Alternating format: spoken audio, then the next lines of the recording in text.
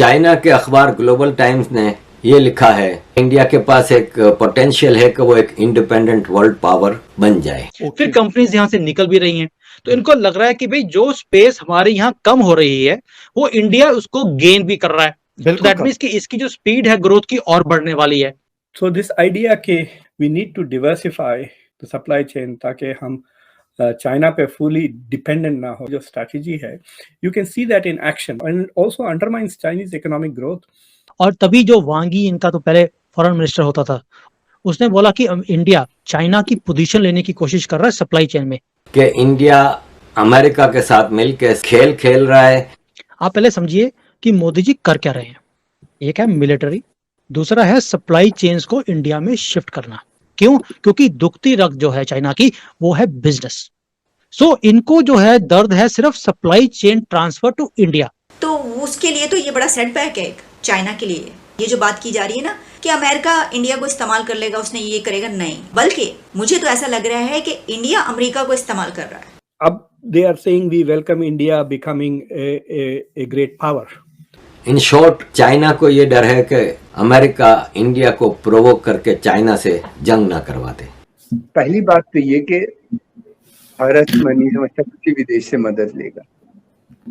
ये जंग उसकी स्वयं होगी अगर ऐसा होता है, और भारत सक्षम है चाइना से लड़ने के लिए। ये कोई भारत सन 62 का नहीं है। जय हिंद दोस्तों। तो यहाँ पर पाकिस्तानी मीडिया चर्चा कर रहा है इंडिया और चाइना के बारे में। चाइना का किस तरह से बिजनेस डाउन हो रहा है और इंडिया किस तरह से उभर रहा है। क्योंकि आप देखिए कि 7 ट्रिलियन बहुत बड़ी रकम होती है। भारत का शेयर मार्केट 4 ट्रिलियन के आसपास है और 4 ट्रिलियन के से ऊपर ही हमारी अर्थव्यवस्था है। यहाँ पर आप देखें कि शेयर मार्केट लगभग 15 ट्रिलियन का था चाइना का, 7 ट्रिलियन उसमें से गायब हो चुका है। और ये अमेरिका और भारत की मिली जुली स्ट्रेटजी के हिसाब से हो रहा है। क्योंकि चाइना के पास कोई ऐसा तो है नहीं कि ऑयल के खदाने हो, ऑयल बेचकर दुनिया से पैसा कमा रहा हो। चाइना का पैसा कमाने का एक ही बिजनेस प्लान है उसके पास कि दुनिया भर की फैक्ट्रियाँ वहाँ पर मिल जाएंगी। ऐसी शायद ही कोई कंपनी हो जिसकी फैक्ट्री आपको चाइना में ना मिले। दुनिया की कोई भी फैक्ट्री आती है चाइना में, मतलब कोई भी कंपनी आती है, अपनी फैक्ट्री लगाती है, वहाँ पर मटेरियल बनाती है और पूरी दुनिया में सप्लाई की जाती है। तो इस कारण से चाइना इतनी बड़ी अर्थव्यवस्था बना है। लेकिन अब धीरे धीरे अमेरिका वहाँ से शिफ्ट कर रहा है। अभी आपको याद हो कि जैसे ही यूक्रेन पर रूस ने हमला किया था तो अमेरिका ने सैंक्शन ठोके। जैसे ही सैंक्शन ठोके तो सारी अमेरिकी कंपनी, सारी पश्चिमी कंपनी तुरंत वहाँ से निकली थी रूस से। हालांकि फिर भारत ने ज़्यादातर संभाल लिया, चीन और भारत ने संभाला, लेकिन उसमें भारत का ज़्यादा रोल है। भारत का रोल इसलिए ज़्यादा है कि भारत ने ऑयल खरीदा और इधर पश्चिमी देशों को सप्लाई कर दिया। चीन ने सिर्फ उसी के लिए खरीदा, तो यहाँ पर भारत का ज़्यादा रोल है। तो चीन में यही सिस्टम है। चीन में कंपनियां बहुत ज़्यादा हैं, उन्हें अब वो निकालना शुरू कर दिए। जैसे रूस से निकली कंपनियां तो अमेरिका ने कंपनियों को बोल दिया है कि धीरे धीरे शिफ्ट करो, भारत जाओ या और कोई अल्टरनेटिव ढूंढो, लेकिन चीन से निकलो। क्योंकि चीन अगर ताइवान के लिए अग्रेसन दिखाता है तो फिर अमेरिका को एक्शन लेना ही पड़ेगा, ये उसकी मजबूरी है। और फिर एकदम से आपको निकलने में नुकसान हो जाएगा और यही चीन के साथ हो रहा है। चीन की देखिए अर्थव्यवस्था क्यों डाउन हो रही। 7 ट्रिलियन बहुत बड़ी रकम होती है शेयर मार्केट से गायब हो जाना। तो चलिए पाकिस्तान का मीडिया इस विषय पर और आगे क्या कहता है वो देखते हैं। अजीज दोस्तों, चाइना के अखबार ग्लोबल टाइम्स ने ये लिखा है कि इंडिया अमेरिका के साथ मिलकर साउथ चाइना सी में खेल खेल रहा है, जिसके इसको इमीडिएट फायदे तो हो जाएंगे, जैसे एडवांस टेक्नोलॉजी मिल जाएगी, कुछ इन्वेस्टमेंट मिल जाएगी। लेकिन इस तरह इंडिया अपनी आज़ादी को खो रहा है। वरना इंडिया के पास एक पोटेंशियल है कि वो एक इंडिपेंडेंट वर्ल्ड पावर बन जाए। इन शॉर्ट, चाइना को ये डर है कि अमेरिका इंडिया को प्रोवोक करके चाइना से जंग ना करवा दे। तो यहाँ पे मैं ये बात बता दूं कि इंडिया के पास एक विजनरी लीडर है। उसको पता है अगर जंग चाइना ने ज़बरदस्ती थोपी तो हम पीछे नहीं हटेंगे। इंडिया इनिशिएट नहीं करेगा। इंडिया ने पाकिस्तान को नहीं वो किया तो तुम चाइना को क्यों करेगा। तो चाइना ये याद रखे कि अमेरिका कहे या ना कहे, जहाँ ज़रूरत पड़ी वहाँ पे इंडिया तुम्हारे को जवाब देगा। दोस्तों, जिस तरह कि आप देख रहे हैं मेरे साथ मौजूद हैं सुमीत जैन साहब, और चाइना में बेस्ड हैं, इंडियन एनालिस्ट हैं। What is the weather like in China में, क्या देख रहे हैं इंडिया को, कैसे देखा जाता है इंडिया को। जारी बात है मीडिया और चीज़ें जो हैं वो हाईलाइट करती होंगे कि इंडिया के साथ हमारा ये मसला है। क्या चल रहा है? बीजिंग परेशान है या कि इंडिया परेशान है? कौन ज़्यादा परेशान कौन है because of all these tension जो चल रही है? आपने अच्छी गूगली डाली है। Let me see if I can play around with it. Question आपने पूछा कि यहाँ पर वेदर क्या है और यहाँ पे लोग इंडिया के बारे में क्या सोचते हैं। यहाँ पे वेदर ये है कि अनप्रिडिक्टेबल है, वेदर यहाँ पे चेंज होता रहता है अकॉर्डिंग टू अ सिचुएशन। तो जो लोगों का रिएक्शन है वो भी वेदर की तरह है। भी जैसे अगर इंडिया के साथ ट्रेड अच्छा चल रहा है, कोई अच्छी मूवी आ गई इंडिया की, तो इंडिया के बारे में परसेप्शन चेंज हो जाते हैं। जैसे गलवान हुआ तो यहाँ पर पूरे मीडिया में गलवान में जी इंडिया ने स्टैंड ले लिया इंडिया चाइना के अगेंस्ट।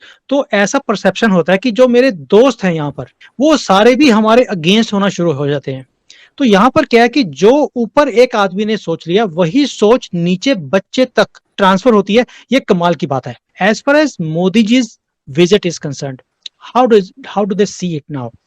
चिमा साहब, आप पहले समझिए कि मोदी जी कर क्या रहे हैं। उन्होंने अपना टूर शुरू किया सॉफ्ट पावर से, और उसके बाद सॉफ्ट से वो चले गए डिनर पे, मीडियम रेंज पे चले गए, अभी वो हार्ड पावर पे आएंगे। उसके अंदर मोदी जी जो नेगोशिएट कर रहे हैं वो दो चीजों पर कर रहे हैं। एक है मिलिट्री, दूसरा है सप्लाई चेन्स को इंडिया में शिफ्ट करना। यह बात क्लियर है। As far as army is concerned, China is not worried at all. वो चाइना के अंदर ये परसेप्शन है कि मेरे पास पावर इतनी है कि मैं किसी को भी ओवर पावर कर सकता हूँ, इंक्लूडिंग अमेरिका, जबकि ये नहीं कर सकते क्योंकि इनका कुछ भी टेस्टेड नहीं है।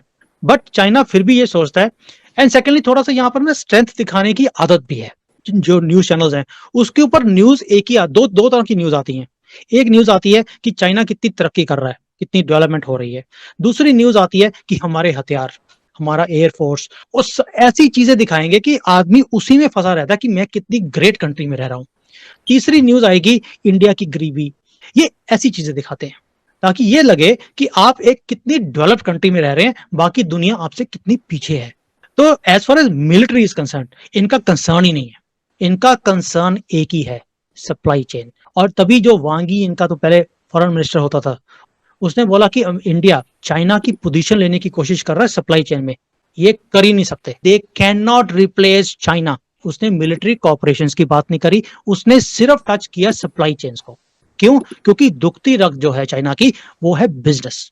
तो यहाँ पर पाकिस्तान का मीडिया एक तरह से बात कर रहा है, उसका मतलब पाकिस्तान के जो यूट्यूबर भी हैं उनको भी ऐसा ही लगता है कि अमेरिका भारत को चाइना के खिलाफ यूज़ कर रहा है। हालांकि देखो, हमारा भी चाइना दुश्मन है तो हम, और अमेरिका का भी दुश्मन है तो दुश्मन का दुश्मन तो दोस्त होता है। ये तो दुनिया भर में नियम है। आप एग्जाम्पल के लिए देख लीजिए कि जैसे कि ईरान है, अमेरिका का दुश्मन है, तो चीन और रूस का सच्चा मित्र है। वो भले इनको गच्चा देता रहे लेकिन सच्चा मित्र है, क्योंकि वो अमेरिका का दुश्मन है। तो ये तो नियम चलता ही चलता है।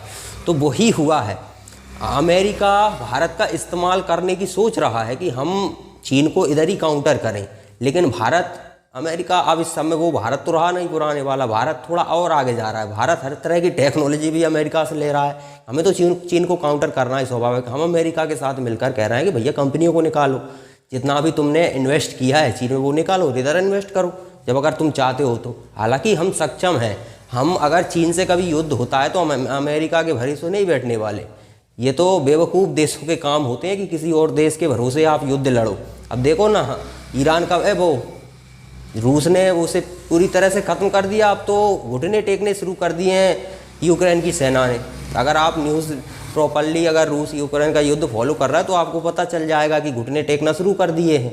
बहुत मतलब, क्योंकि अब अमेरिका उलझ गया है, उधर हूती पेलने लगे हैं, इधर इजराइल का युद्ध हो रहा है, तो अब पूरी तरह से वो मदद करने में सक्षम नहीं रहा। और अमेरिका का राष्ट्रपति अभी कमज़ोर है, वो उस तरह के फैसले नहीं ले पा रहा। तो दूसरों के भरोसे रहोगे तो फिर पेले जाओगे। और स्वाभाविक है यूक्रेन ने वही गलती की, अमेरिका और पश्चिमी देशों के भरोसे उसने रूस को छेड़ दिया। और छेड़ दिया तो रूस तो पूरी ताकत के साथ हमले कर रहा है। भले 700 दिन से ज़्यादा हो गए, लेकिन अब भारी पड़ता दिखाई दे रहा है, क्योंकि अब उस प्रॉपर मदद मिल नहीं पा रही। तो हम अमेरिका के भरोसे नहीं है, हम खुद सक्षम हो रहे हैं। आत्मनिर्भर का मतलब क्या है? हथियार भी हम खुद बना रहे हैं, क्योंकि जब युद्ध होता है तो आप किसी दूसरे देश के भरोसे नहीं बैठ सकते। आपके पास खुद की फैक्ट्रियाँ, खुद की बड़ी बड़ी प्राइवेट कंपनियां होनी चाहिए जो आपके ही देश में आपको हथियार बनाकर तुरंत प्रोवाइड कराएं। आपकी आर्मी अगर युद्ध में है तो उसे हथियार लेने के लिए किसी दूसरे देश पर निर्भर नहीं होना चाहिए। वहीं की कंपनियां तुरंत हथियार बनाकर आपकी सेना को दें, तभी आप युद्ध जीत सकते हो, वरना फिर यूक्रेन की तरह घुटने ही टेकने पड़ते हैं।